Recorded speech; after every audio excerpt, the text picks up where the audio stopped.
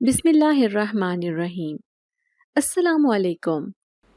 ایک رات کچھ بچوں کے رونے کی آوازیں آنے لگیں۔ میری ماں جو ایک تہجد گزار عورت تھی اور اپنی عبادت میں مشغول تھی، ان آوازوں سے چونک اٹھی۔ ہر رات کی طرح اس رات بھی ماں نماز پڑھ رہی تھی، لیکن ان بچوں کی دردناک چیخوں نے اس کا دل دہلا دیا۔ ماں نے فوراً اپنی چادر اوڑھی اور پنکھے کی سمت بڑھنے لگی جہاں سے یہ آوازیں آ رہی تھیں۔ جب وہ پنکھے کے قریب پہنچی تو اس نے دیکھا کہ کچھ نامعلوم سائے حرکت کر رہے تھے اور بچوں کی چیخیں اور بھی بلند ہو گئیں۔ ماں نے دل مضبوط کر کے آگے بڑھنے کا فیصلہ کیا، مگر جیسے ہی اس نے قدم آگے بڑھایا، ایک ٹھنڈی ہوا کا جھونکا اس کے جسم کو چیرتا ہوا گزرا۔ ماں نے دیکھا کہ ایک ننھا بچہ پنکھے کے پیچھے چھپ کر مدد کے لیے پکار رہا تھا۔ یہ دیکھ کر ماں کی ہمت جواب دینے لگی، لیکن اس نے ہمت نہ ہاری اور اس بچے کو بچانے کے لیے آگے بڑھی۔ اس رات کا راز اتنا خوفناک تھا کہ ہم سب کی زندگی ہمیشہ کے لیے بدلنے والی تھی۔ ماں نے جیسے ہی بچے کو بچانے کی کوشش کی، اس نے دیکھا کہ وہاں 3 پراسرار بچے کھڑے ہیں۔ ان کی بڑی بڑی آنکھیں اور گلابی چہرے رات کی تاریکی میں چمک رہے تھے۔ بچوں کی حالت ایسی تھی کہ ماں کا دل دھک دھک کرنے لگا۔ ان بچوں کی آنکھوں میں ایک عجیب و غریب چمک تھی، جیسے وہ مدد مانگ رہے ہوں، لیکن ان کی شکل و صورت دیکھ کر ایسا لگ رہا تھا کہ وہ کسی اور دنیا کے باسی ہوں۔ ماں نے ان کی طرف بڑھ کر پوچھا، تم یہاں کیا کر رہے ہو؟ مگر ان بچوں نے کچھ نہ کہا، بس اپنی بڑی بڑی آنکھوں سے ماں کو دیکھتے رہے۔ ماں نے اپنی ہمت جمع کر کے دوبارہ پوچھا، بتاؤ کیا ہوا ہے، تم کون ہو؟ اس پر ان میں سے ایک بچہ آگے بڑھا اور ہلکی سی آواز میں کہا، ہم بھٹک گئے ہیں، ہمیں ہماری دنیا میں واپس لے جاؤ۔ یہ سن کر ماں کو ایسا لگا جیسے اس کے جسم میں سردی کی لہر دوڑ گئی ہو۔ ان بچوں کی باتیں اتنی پراسرار تھیں کہ ماں کو ایک لمحے کے لیے لگا کہ وہ خواب دیکھ رہی ہیں، مگر حقیقت اس سے بھی زیادہ ڈراؤنی تھی۔ اس نے بچوں کی مدد کرنے کا عزم کیا، لیکن اس کے دل میں ایک انجانا سا خوف بھر گیا۔ وہ جانتی تھی کہ ان بچوں کا تعلق ایک ایسی دنیا سے ہے جسے وہ مکمل طور پر نہیں جانتی تھی۔ ہمارا تعلق ایک نہایت غریب گھرانے سے تھا، مگر ہماری عزت اور وقار گاؤں بھر میں مشہور تھی۔ میری ماں کا نام مائی سکینہ تھا، جو سارے گاؤں میں اپنی رحم دلی اور خدمت کے باعث مشہور تھی۔ لوگ ان کو رحم دل مائی کے نام سے پکارتے تھے۔ ہر کوئی ان سے محبت کرتا تھا اور ان کی عزت کرتا تھا، پھر وہ کم عمر ہو یا پھر کوئی بڑی عمر کا۔ اس رات جب ماں نے ان پراسرار بچوں کو دیکھا تو اس کا دل پسیج گیا۔ انہوں نے اپنے دل کی گہرائیوں سے محسوس کیا کہ ان بچوں کو مدد کی ضرورت ہے۔ ان بچوں کی بڑی بڑی آنکھوں میں ایک عجیب و غریب چمک تھی، اور ان کے گلابی چہرے دیکھ کر ماں کو فوراً اندازہ ہو گیا کہ یہ بچے کسی نہ کسی مصیبت میں پھنسے ہوئے ہیں۔ ان بچوں کی حالت نے ماں کے دل میں ایک طوفان برپا کر دیا۔ مائی سکینہ نے بچوں کو اپنی چادر میں لپیٹا اور کونے میں بنے ایک کچے سے کمرے کی طرف چل پڑیں۔ جب وہ کمرے میں پہنچی تو انہوں نے بچوں کو گرمی سے بچانے کے لیے اپنے بستر پر لٹا دیا اور ان کی دیکھ بھال کرنے لگیں۔ ماں نے جان لیا کہ ان بچوں کی مدد کرنا ان کا فرض ہے، چاہے اس میں کتنا ہی خطرہ کیوں نہ ہو۔ وہ جانتی تھیں کہ یہ بچے کسی غیر مرئی طاقت کے زیر اثر ہیں، اور انہیں واپس ان کی دنیا میں بھیجنا ماں کے لیے ایک بہت بڑا کام ہوگا۔ اگلے دن ماں نے گاؤں کے بزرگوں سے مشورہ کیا، مگر کسی نے بھی ان بچوں کی حقیقت کو نہیں سمجھا، نہ ہی کسی نے یہ کہا کہ وہ بچے پہلے کبھی یہاں دیکھے گئے ہیں۔ پھر ایک رات ماں نے خواب میں ایک بزرگ کو دیکھا جو ان بچوں کے بارے میں کچھ اہم راز بتا رہے تھے۔ یہ راز اتنے خطرناک تھے کہ ماں کی روح کانپ اٹھی، لیکن ان بچوں کی مدد کرنے کی ٹھان کر ماں نے اس خطرناک راستے پر چلنے کا فیصلہ کیا۔ دن بھر ہم سب مل کر ان بچوں سے حقیقت جاننے کی کوشش کرتے رہے، مگر وہ بہت سہمے ہوئے تھے۔ ہر سوال پر وہ صرف خاموشی سے ہمیں دیکھتے مگر کچھ بولتے نہیں تھے۔ ان کی خاموشی میں ایک خوف چھپا ہوا تھا جو ہماری سمجھ سے باہر تھا۔ ہم نے انہیں آرام کرنے دیا اور ماں نے ان کی دیکھ بھال میں کوئی کمی نہ چھوڑی۔ اگلی رات اماں کو ایک عجیب سا خواب آیا۔ اس خواب میں ایک بزرگ سفید لباس میں ملبوس، سفید داڑھی اور عمامہ پہنے ان کے سامنے آئے۔ ان بزرگ کی آنکھوں میں حکمت کی روشنی چمک رہی تھی۔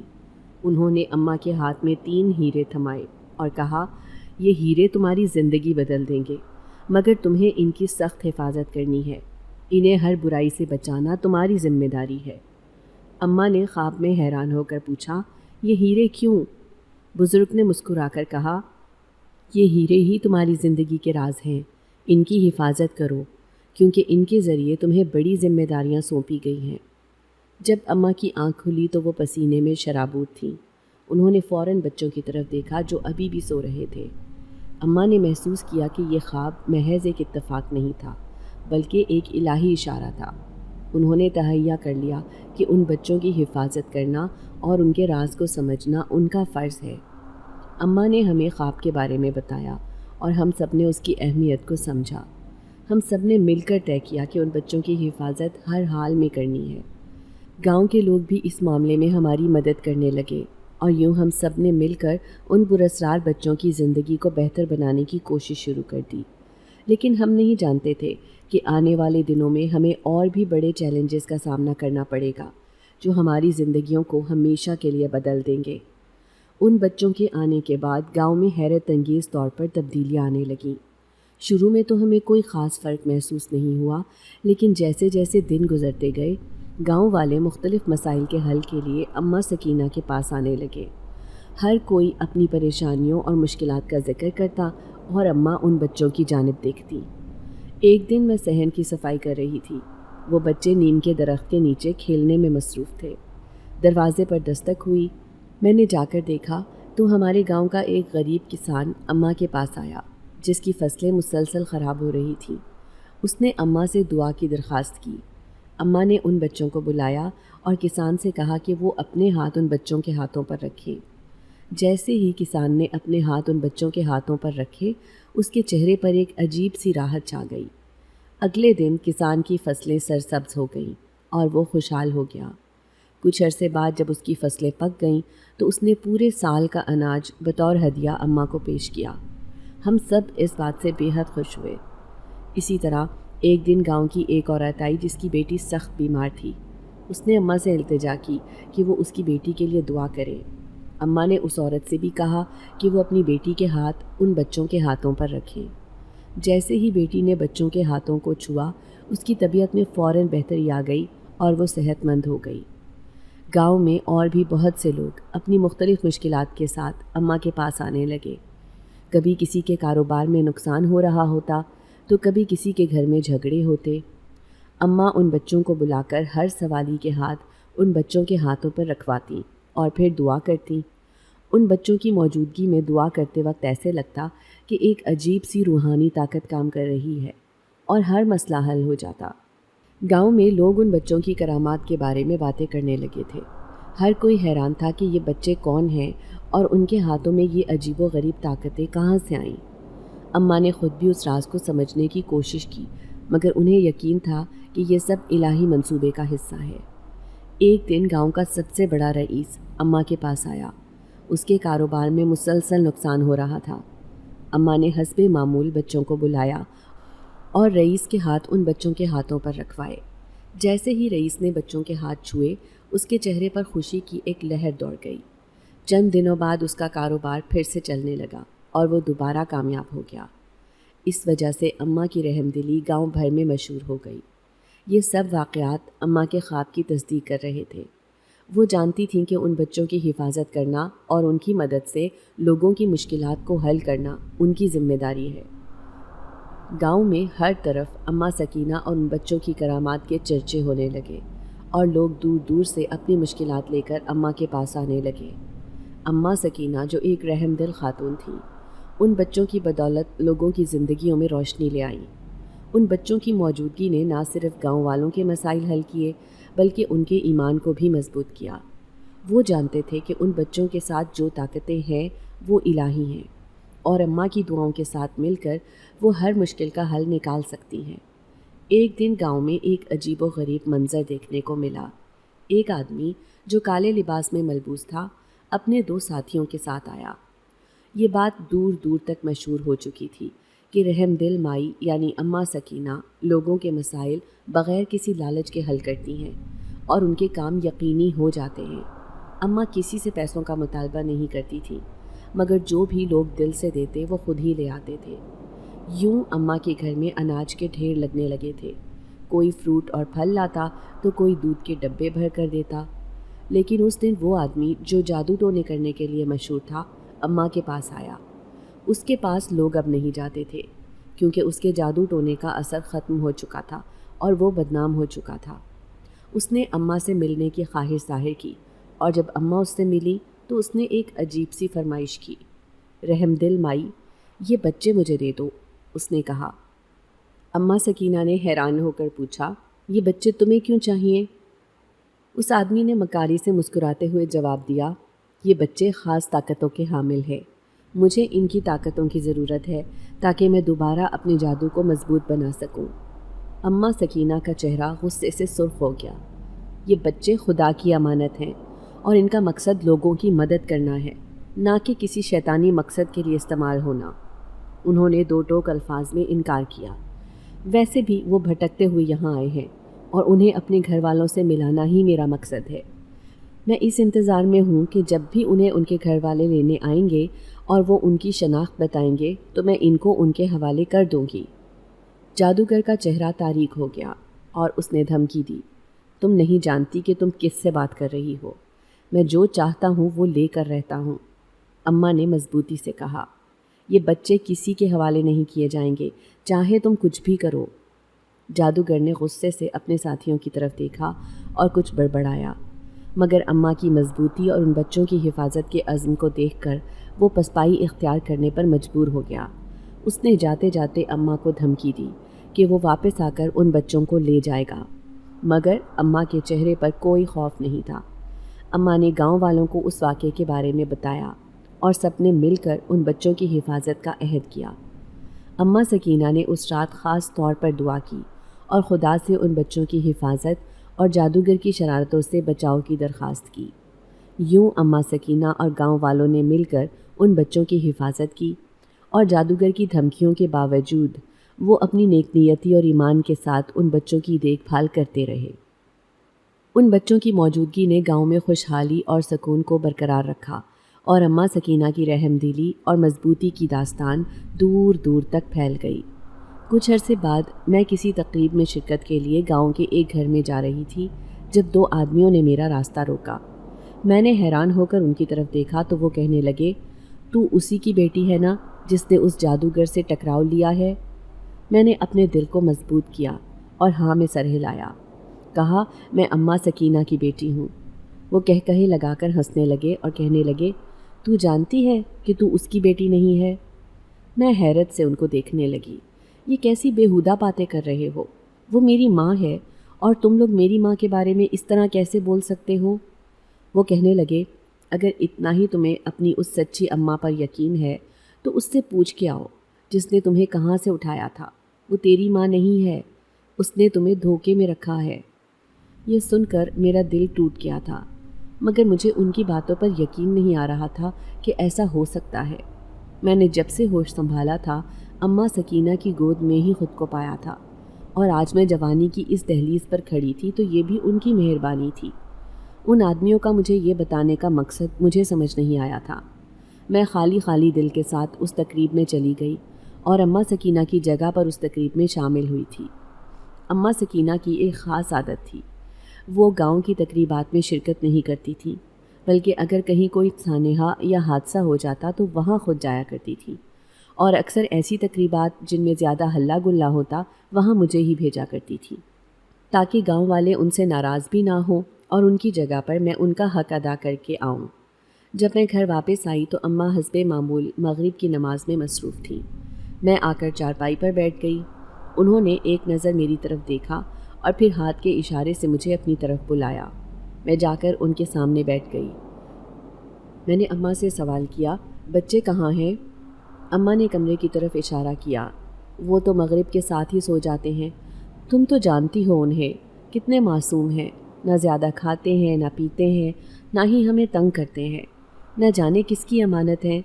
میں نے تو بہت کوشش کی ہے کہ انہیں ان کے گھر والوں تک پہنچا دوں، مگر میں ایسے کسی کو بھی ان کو نہیں سونپ سکتی جب تک کہ ان کے اصل گھر والوں کا پتہ نہیں لگ جاتا۔ یہ بچے بہت قیمتی ہیں، یہ کوئی عام بچے نہیں ہیں۔ میں اماں سے کہنے لگی، اور میں کس کی بچی ہوں؟ اماں نے میرے سر پر ہاتھ پھیرا اور کہا، تو تو میری بچی ہے، میری گڑیا۔ میں نے اماں سے کہا، اماں سچ بتا، تو نے مجھے کہاں سے اٹھایا تھا؟ یہ سنتے ہی اماں کا چہرہ سفید پڑنے لگا۔ انہوں نے منہ موڑ کر جائے نماز کو تہہ کیا اور کہنے لگیں، یہ کیسی بہکی بہکی باتیں کرنے لگی ہے تو؟ میں نے اماں سے کہا، اماں مجھے سچ بتا، میرے ماں باپ کون ہیں؟ تو اماں کہنے لگیں، کیا تو میرے ساتھ خوش نہیں ہے اور مجھے ماں نہیں مانتی؟ کس نے تیرے کان بھرے ہیں میرے خلاف؟ میں نے اماں سے کہا، اماں میرے کان کسی نے نہیں بھرے ہیں، بس تو آج مجھے سچ بتا، میں کس کی بیٹی ہوں؟ مگر اماں نے مجھے کوئی جواب نہیں دیا اور کمرے کے اندر چلی گئی۔ میں خالی خالی نظروں سے اس گھر کو دیکھنے لگی۔ میں کس کی بیٹی ہوں اور میں یہاں کیا کر رہی ہوں؟ اماں نے مجھے کہاں سے اٹھایا تھا؟ کیا وہ لوگ یہ ساری باتیں سچ کہہ رہے تھے یا صرف مجھے ورغلانے کی کوشش تھی؟ یہ سوال کر کے میں نے اماں کو بھی غمزدہ کر دیا تھا۔ میں سوچنے لگی کہ آخر میں اس بات کا پتہ کیسے لگاؤں کہ میں کس کی بیٹی ہوں اور اماں نے مجھے کہاں سے اٹھایا تھا۔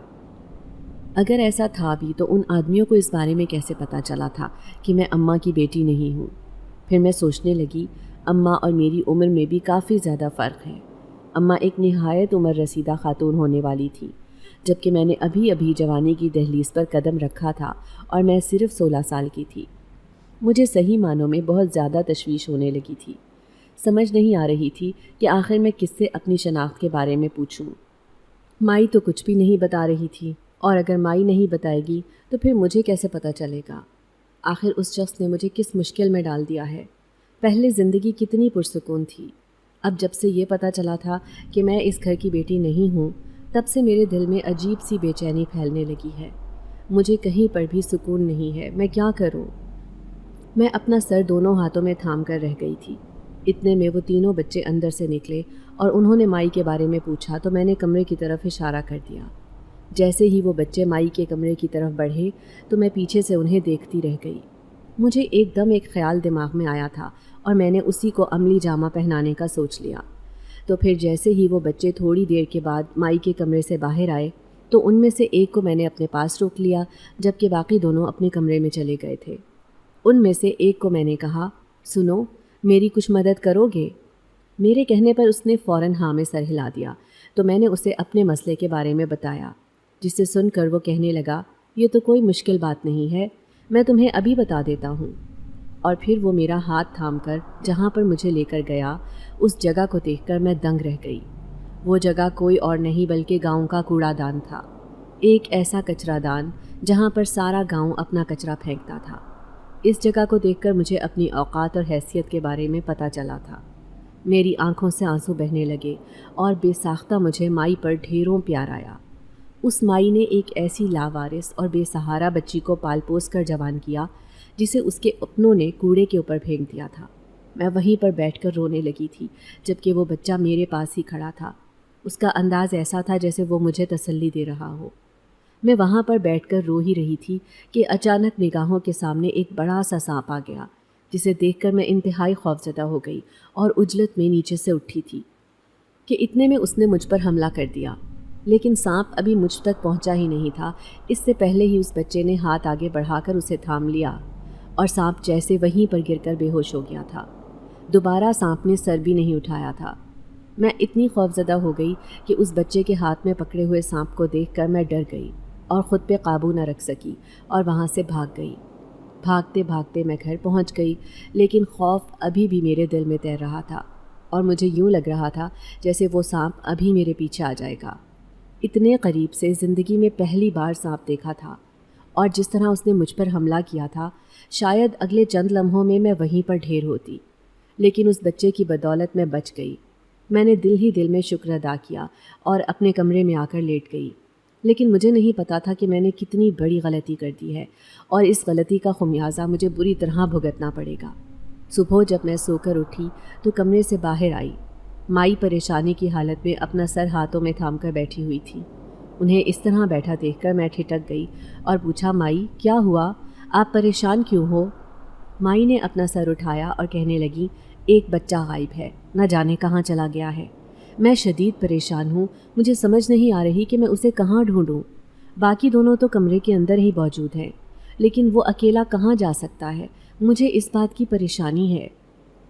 مائی نے جب یہ کہا تو ایک دم مجھے رات والا واقعہ یاد آ گیا اور میں بے حد گھبرا گئی اور چور نظروں سے مائی کی طرف دیکھا۔ میں نہیں چاہتی تھی کہ مائی کو پتہ چلے کہ اس واقعے میں میری غلطی ہے۔ میں اس بچے کو ساتھ لے کر گئی تھی اور اب اسے وہیں پر بھول آئی ہوں، لیکن وہ گھر پر خود کیوں نہیں آیا، اس بات نے مجھے بے چین کر دیا تھا۔ میں مائی کو تسلی دیتی ہوئی فوراً باورچی خانے میں چلی آئی۔ مجھے گھبراہٹ ہو رہی تھی۔ اگر مائی کو پتہ چل جاتا کہ میں نے اس بچے کو گھر سے نکلنے پر مجبور کیا تھا تو شاید وہ میرے ساتھ اچھا سلوک نہ کرتی، لیکن اب تو مجھ سے غلطی ہو گئی تھی۔ اب تو مجھے اس کا خمیازہ بھگتنا ہی پڑنا تھا۔ میں ڈر کے مارے اب باورچی خانے سے باہر نہیں آ رہی تھی۔ مجھے اندازہ تھا کہ مائی اس وقت شدید پریشان ہے۔ اس نے گھر میں ہر طرف چھان مارا تھا لیکن اس بچے کا کوئی پتہ نہیں تھا، جبکہ باقی 2 بچوں کو بھی اس بارے میں کچھ علم نہیں تھا۔ مائی نے انہیں ان کی طاقت استعمال کر کے اس کے بارے میں پتہ کرنے کے لیے کہا تو ان دونوں کے مطابق ہم 3 ایک ساتھ ہوں تو تبھی ہماری طاقتیں کام کرتی ہیں، کیونکہ ہم تینوں بھی کم عمر ہیں، اسی وجہ سے ایک دوسرے کی طاقت سے کام چلاتے ہیں۔ یہ سن کر مائی کی رہی سہی امید بھی ختم ہو گئی اور وہ شدید پریشانی کے عالم میں بیٹھی ہوئی تھی۔ میں اپنے کمرے میں جا چکی تھی اور بے چینی سے ٹہل رہی تھی۔ سمجھ نہیں آ رہی تھی کہ کس طرح مائی کو حقیقت بتاؤں۔ جب کافی وقت گزر گیا اور مائی کو اب صحیح معنوں میں شدید پریشانی ہو رہی تھی اور وہ بار بار اس بات کا افسوس کر رہی تھی کہ میں ان بچوں کی حفاظت نہیں کر سکی، میں امانت کی حفاظت نہیں کر سکی، تو پھر میرا احساس ندامت سر اٹھانے لگا اور اس کے بعد میں رہ نہیں سکی۔ فوراً مائی کے پاس جا پہنچی۔ مائی، مجھے آپ کو کچھ بتانا ہے۔ میرے لہجے میں پچھتاوا اور خوف تھا۔ مائی نے چونک کر میری طرف دیکھا اور شاید میری آنکھوں میں لکھی ہوئی کسی سچائی کو پا لیا تھا۔ تبھی کہنے لگی، مجھے بتا کیا بات ہے، جس بارے میں تو کہنا چاہتی ہے جلدی بول دے۔ میرا پہلے ہی پریشانی کے مارے برا حال ہے اور ایسا لگ رہا ہے کہ میرا دل بند ہو جائے گا۔ مائی نے بے چینی سے جب یہ کہا تو میں نے انہیں رات والے واقعے کے بارے میں ڈر کر سب کچھ بتا دیا۔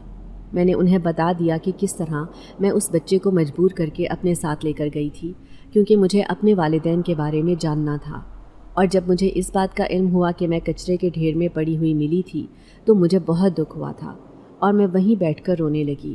تبھی سانپ نے حملہ کر دیا تو میں اس بچے کے بارے میں سب کچھ فراموش کر گئی۔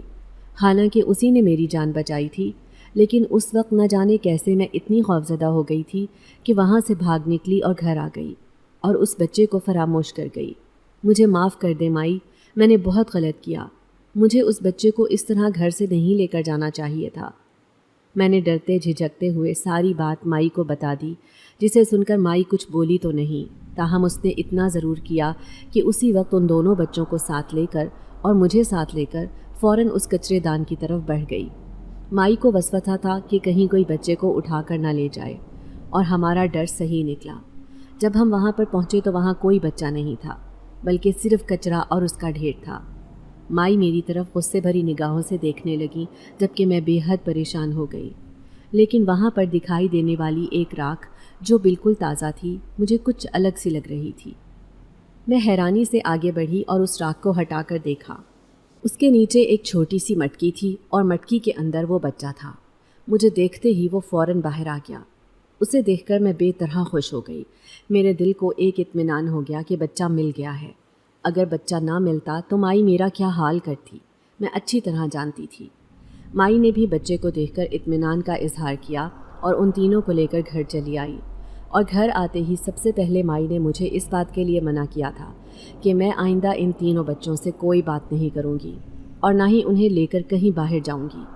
میں جانتی تھی کہ مائی امانت کے معاملے میں کتنی سخت ہے، اور اگر اس نے مجھے اس بات کے لیے منع کر دیا ہے تو وہ اب اگر مجھے بچوں سے بات کرتا دیکھ لے گی تو بہت بری طرح پیش آئے گی۔ اس لیے میں نے مائی کی بات مان لی، کیونکہ غلطی بھی تو بہرحال میری تھی۔ کچھ دن سکون سے گزر گئے تھے۔ وہ بچے ہمارے گھر میں رہتے، بیٹھتے، کھاتے پیتے تھے۔ وہ بچے بہت اچھے اور معصوم سے تھے، کچھ شرارتی بھی نہیں تھے، اور ان کے ہونے سے گھر میں ایک عجیب طرح کی دولت اور نور محسوس ہوتا تھا۔ ایسا لگتا تھا جیسے گھر میں عجیب سی برکت آ گئی ہے، لیکن میں کچھ سمجھ نہیں پاتی تھی۔ ان بچوں کے ہونے سے مجھے بڑا اچھا محسوس ہوتا تھا، لیکن انہی دنوں میں ایک ایسا واقعہ ہو گیا جس نے ہمیں ڈرا کر رکھ دیا۔ ہوا کچھ یوں تھا کہ ایک دن مائی کے پاس ایک درویش آیا۔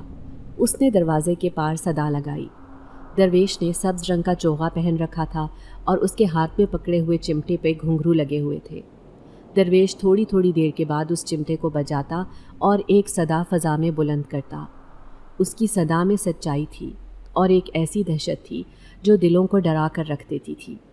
مائی درویشوں کا بہت خیال رکھتی تھی، ہمیشہ انہیں کچھ نہ کچھ خیرات دیتی تھی۔ اس وقت بھی جب مائی نے درویش کی آواز سنی تو فوراً بھاگی ہوئی دروازے تک گئی اور درویش سے اس کی رضا پوچھی۔ وہ بھوکا تھا، کہنے لگا مجھے کھانا کھانا ہے، اگر کچھ کھانے کو ہے تو وہ لے آؤ۔ مائی نے درویش کو عزت کے ساتھ گھر میں بٹھایا۔ آنگن میں بچھی ہوئی چارپائی پر درویش بیٹھ گیا تو مائی فوراً باورچی خانے میں گئی۔ ایک روٹی رومال میں لپٹی ہوئی تھی، اس کے اوپر ذرا سا سالن لگا کر درویش کو دیا، لیکن درویش نے وہ روٹی دیکھ کر مائی سے کہا میں یہ روٹی نہیں کھانا چاہتا، مجھے وہ بچے دے دو۔ درویش نے مائی کی آنکھوں میں دیکھ کر جب یہ بات کہی تو نہ جانے مائی کس جادو کے زیر اثر آ گئی کہ فوراً بچے لا کر درویش کو دے دیے۔ درویش نے ان کا ہاتھ تھاما اور گھر سے نکل گیا۔ روٹی وہیں کی وہیں پڑی رہ گئی۔ اس کے جانے کے کچھ دیر بعد مائی سو گئی اور جب وہ سو کر اٹھی تو درویش کے جادو کا اثر ختم ہو چکا تھا۔ ایک دم مائی پریشانی سے اٹھی اور اپنے ارد گرد دیکھنے کے بعد اسے یاد آیا کہ اس نے تو درویش کو کھانا دیا تھا، پھر اس کے بعد آخر ایسا کیا ہوا تھا جو وہ سو گئی؟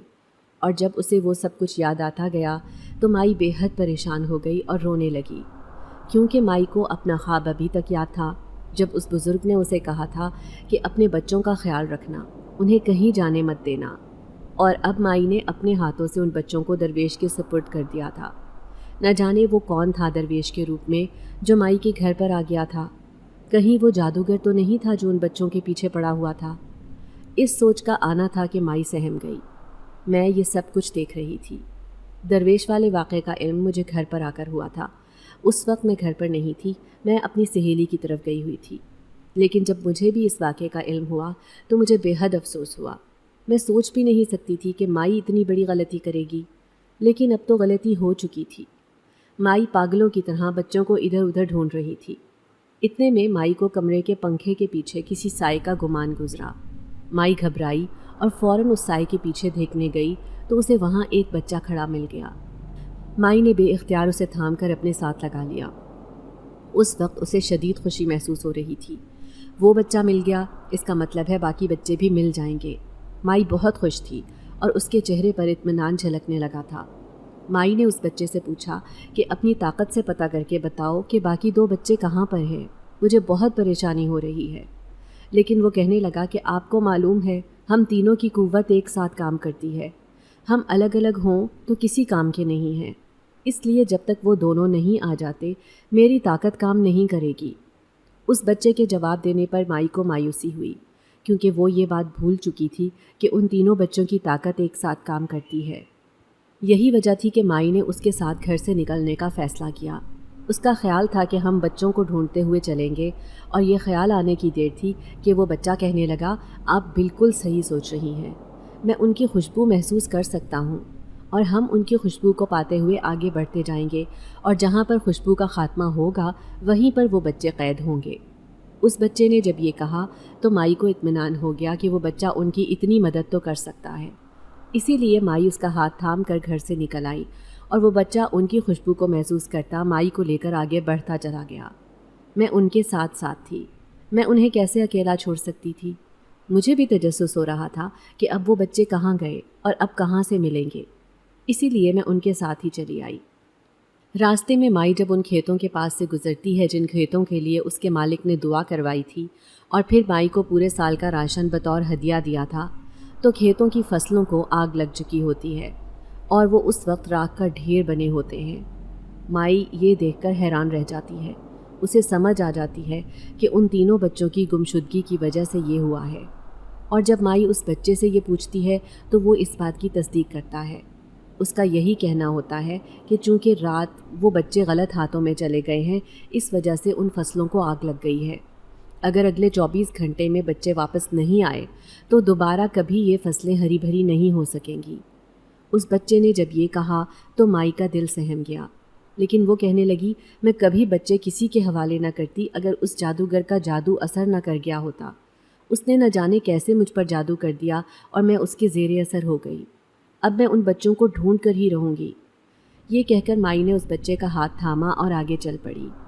اچانک راستے میں مائی کو ایک جگہ سنہری روشنی ملی، جسے دیکھ کر وہ ٹھٹک سی گئی، جبکہ وہ بچہ بھی رک گیا اور کہنے لگا، لگتا ہے یہ ہماری مدد کرے گی، یہ سنہری پری ہے اور ہماری مدد کے لیے آئی ہے۔ اس بچے کے منہ سے یہ بات سن کر مائی اس پری سے پوچھتی ہے، تم ہماری مدد کیسے کرو گی؟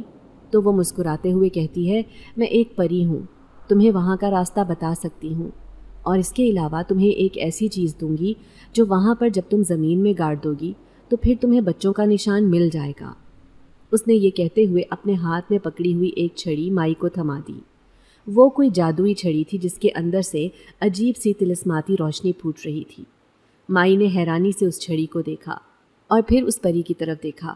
وہ پری دھیمے لہجے میں کہہ رہی تھی کہ آپ دوسرے گاؤں کی حد کے اوپر جو جھونپڑی بنی ہے اس کے قریب چلے جائیں۔ وہاں جا کر جب اس چھڑی کو زمین پر زور سے ماریں گے تو آپ کو خود بخود ان بچوں کا پتہ چل جائے گا۔ مائی نے جب یہ سنا تو پری کا شکریہ ادا کرتے ہوئے وہاں سے نکل پڑی تھی۔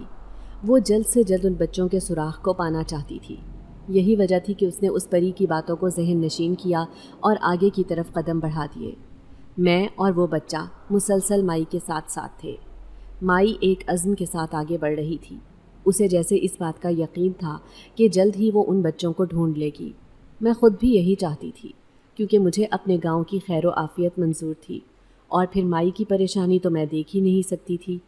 جس طرح مائی نے مجھ پر مہربانی کر کے مجھے پالا، میں یہ کیسے دیکھ سکتی تھی کہ وہ کسی بچے کے لیے اس طرح پریشان ہو، جبکہ وہ اکیلا بچہ جو مائی کا ہاتھ تھامے آگے بڑھ رہا تھا، اس کے چہرے پر بھی تشویش تھی۔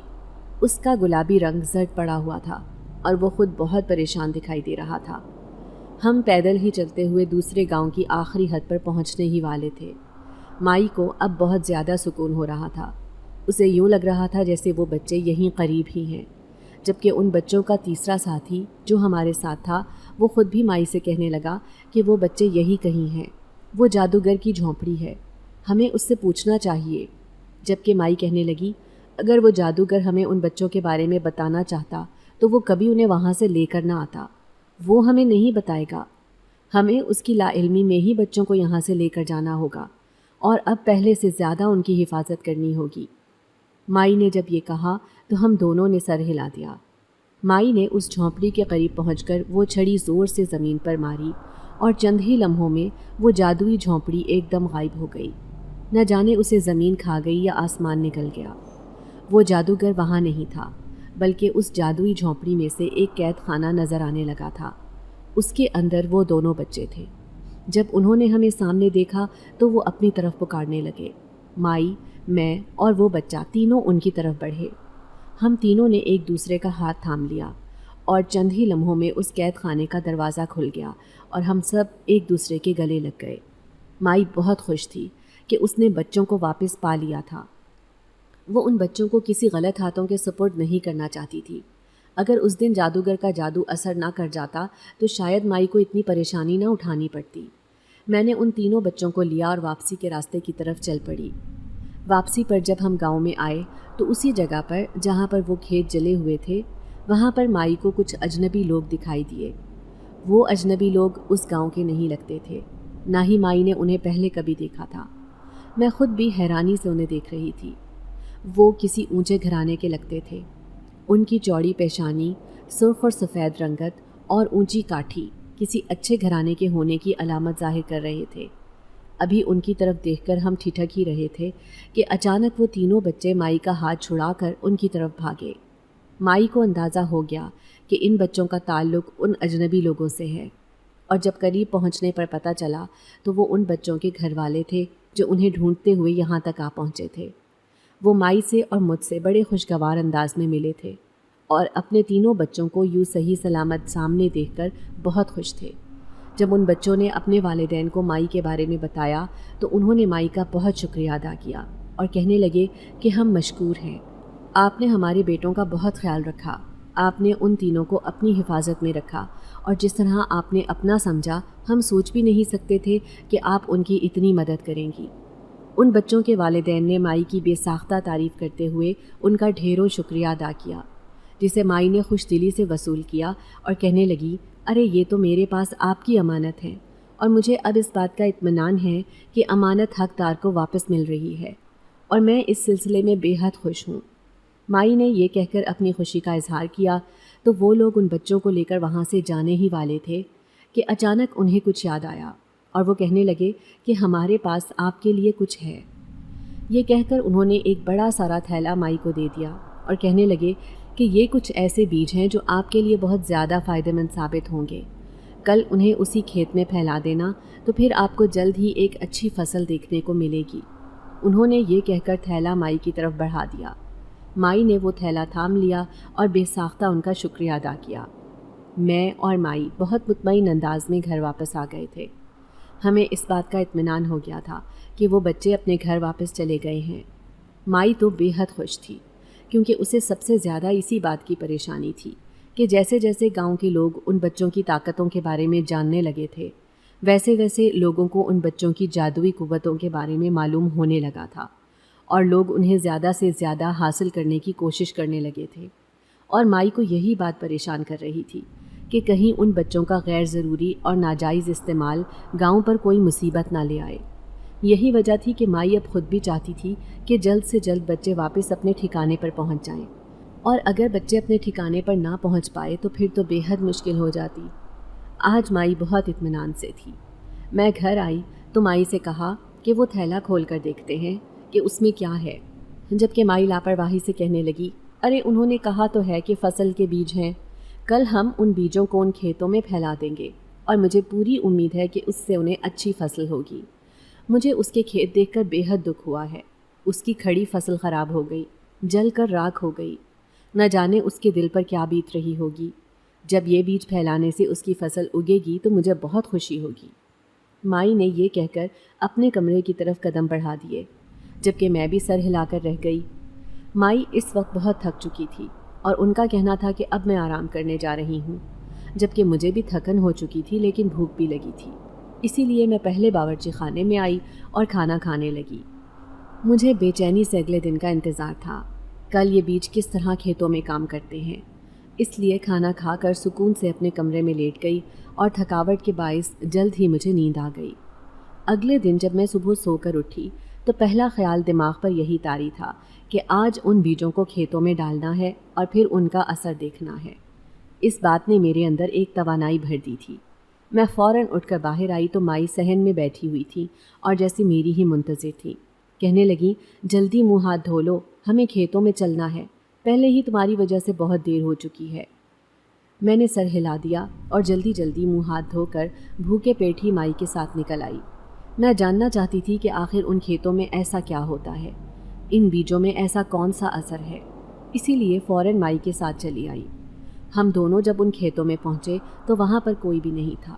سارے کھیت جل کر راکھ ہو چکے تھے، کھڑی فصل تباہ ہو چکی تھی۔ مائی نے وہ تھیلا جو ہاتھ میں پکڑا ہوا تھا اس میں سے بیج نکالے اور سارے کھیتوں میں بکھیرنے شروع کر دیے۔ جیسے ہی مائی نے وہ بیج بکھیرے تو کچھ دیر کے بعد ہی ان بیجوں کی شکل بدلنے لگی۔ ان بیجوں کے اندر کچھ جادوئی اثرات نظر آنے لگے اور وہ بیج سونے کے سکوں میں تبدیل ہونے لگے۔ میں اور مائی حیرت سے ہکا بکا ہو کر انہیں دیکھنے لگے تھے۔ دیکھتے ہی دیکھتے وہ سارے بیج سونے کے سکوں میں تبدیل ہو چکے تھے۔ ہم دونوں کے تو منہ حیرت سے کھلے کے کھلے رہ گئے تھے۔ میں نے مائی سے کہا، مائی یہ سب کیا ہے؟ کیا واقعی یہ سونے کے سکے ہیں یا صرف مجھے ہی ایسا لگ رہا ہے؟ جبکہ مائی بھی حیرت زدہ تھی اور کہنے لگی، نہیں، یہ سونے کے سکے ہی ہیں، انہوں نے ہماری مدد اس طرح کی ہے، انہوں نے ہمارا شکریہ اس طرح ادا کیا ہے۔ مائی نے یہ کہتے ہوئے میری طرف دیکھا اور پھر میں نے اٹھ کر ان سکوں کو اٹھانا شروع کر دیا۔ مائی نے جتنے بیج بکھیرے تھے وہ سب سکوں میں بدل چکے تھے، اور اب اتنی ہی دیر مجھے انہیں اٹھانے میں لگ رہی تھی۔ وہ تھیلا بھر چکا تھا، مجھے اب ایک اور تھیلا چاہیے تھا، کیونکہ وہ سکے بڑے تھے جبکہ بیج تو ننھے منھے سے تھے۔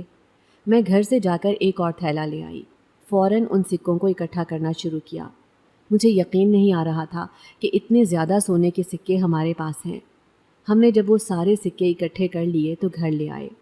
مائی نے اگلے ہی دن سارے گاؤں میں مصیبت زدہ لوگوں کے بیچ چند سکے تقسیم کرنا شروع کر دیے، اور یہ سکے مائی نے ان میں اس لیے تقسیم کیے تھے کیونکہ وہ سمجھ گئی تھی کہ ان بیجوں کے کھیتوں میں ڈالنے کا کیا مقصد ہے۔ انہوں نے اس بات کی طرف اشارہ دیا تھا کہ یہ رقم صرف آپ کے لیے نہیں ہے، یہ بھلائی اور نیکی صرف آپ کے لیے نہیں ہے، بلکہ آپ نے آگے بھی لوگوں کے ساتھ اسی طرح بھلائی کرنی ہے۔ میں سمجھ گئی تھی کہ ان سکوں سے ان کے گاؤں کی قسمت بدلنے والی ہے۔ یہی وجہ تھی کہ مائی نے سب کو وہ سکے تحفتاً دیے، اور پھر دیکھتے ہی دیکھتے گاؤں کے اوپر جتنی مصیبتیں تھیں وہ ٹلتی گئیں، اور ہمارا گاؤں ایک خوشحال گاؤں میں تبدیل ہونے لگا۔ ایسا صرف ان بچوں کی وجہ سے ہوا تھا۔ مائی اگر ان بچوں کی حفاظت نہ کرتی، انہیں ایک امانت نہ سمجھتی، اور پھر باحفاظت انہیں ان کے والدین کے سپرد نہ کرتی، تو شاید ہم آج اس خوشحالی سے محروم رہتے۔ ہمیں کبھی یہ سونے کے سکے ملتے ہی نہیں، نہ سونے جیسی فصل ملتی۔ اس دن کے بعد سے گاؤں کے لوگ مائی کا اور زیادہ احترام کرنے لگ گئے تھے، اور جہاں پر اسے دیکھتے احترام سے اپنی نظریں جھکا لیتے تھے۔ سارے گاؤں میں مائی کے فیصلے کو یا اس کی مرضی کو اہمیت دی جاتی تھی، اور میں سمجھتی ہوں اس رتبے میں ایک بہت بڑا ہاتھ ان بچوں کا ہے جنہوں نے صحیح معنوں میں حق ادا کر دیا۔ اگر آپ کو آج کی ہماری کہانی پسند آئی ہے تو اسے لائک کیجیے اور اپنے پیاروں کے ساتھ شیئر کیجیے، اور ہاں، اگر آپ نے ابھی تک ہمارا چینل سبسکرائب نہیں کیا تو ضرور کیجیے۔ ملتے ہیں کل ایک نئی اور دلچسپ کہانی کے ساتھ، تب تک کے لیے اللہ حافظ۔